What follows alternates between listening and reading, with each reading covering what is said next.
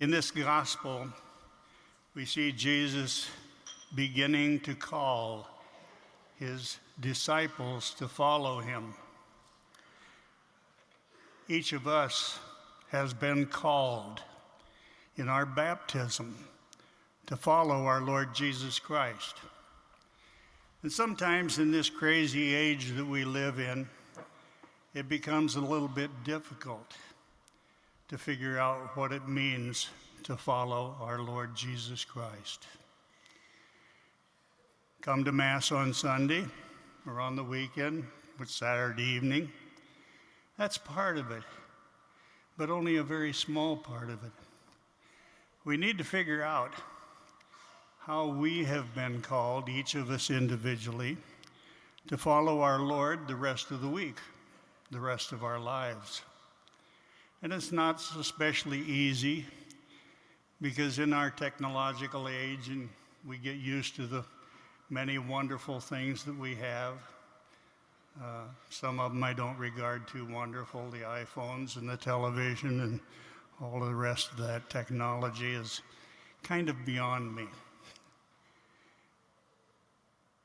Jesus calls us to live out that one great command that he gave us. Do you know which one it is?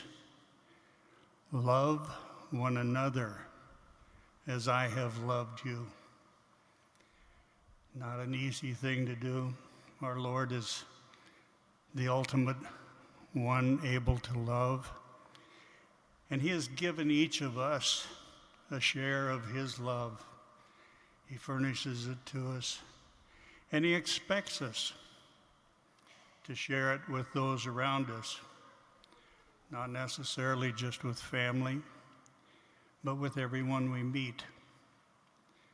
Sometimes people say, remember to see Jesus in everyone that you meet. And it's not easy for us to do because we've gotten so attached to the wonders of this world. Our beautiful homes and cars, our incomes, our savings accounts, our stock market.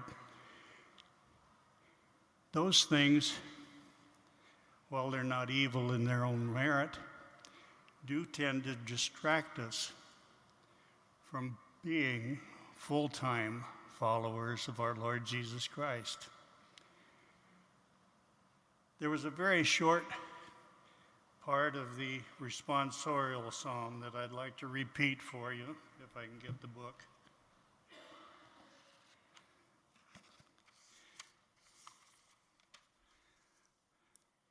One thing I ask of the Lord, this I seek, to dwell in the house of the Lord all the days of my life, that I may gaze on the loveliness of the Lord and contemplate his temple. That's the one thing that really matters in our lifetime. How we respond to God's command, to our Lord's command to love one another. All of the material things that we have won't go with us when our time comes, the end of our time comes here on earth. What does go with us is the love and blessings of those we have associated with. So that's what it's all about. Love one another as I have loved you. Once again, I say it's not easy to do. There are so many things that happen in our lives that we have to struggle with how to handle them. And I'd go back to an old cliche that I've heard for, I guess, quite a few years. WWJD, remember what it means? What would Jesus do? That's how we're called to live. To live doing what Jesus would do if he were fully present there.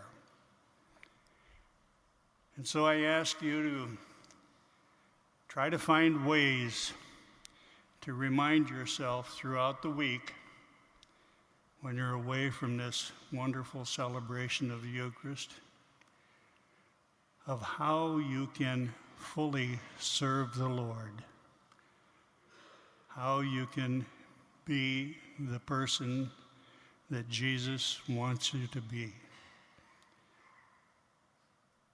Love one another as he has loved us.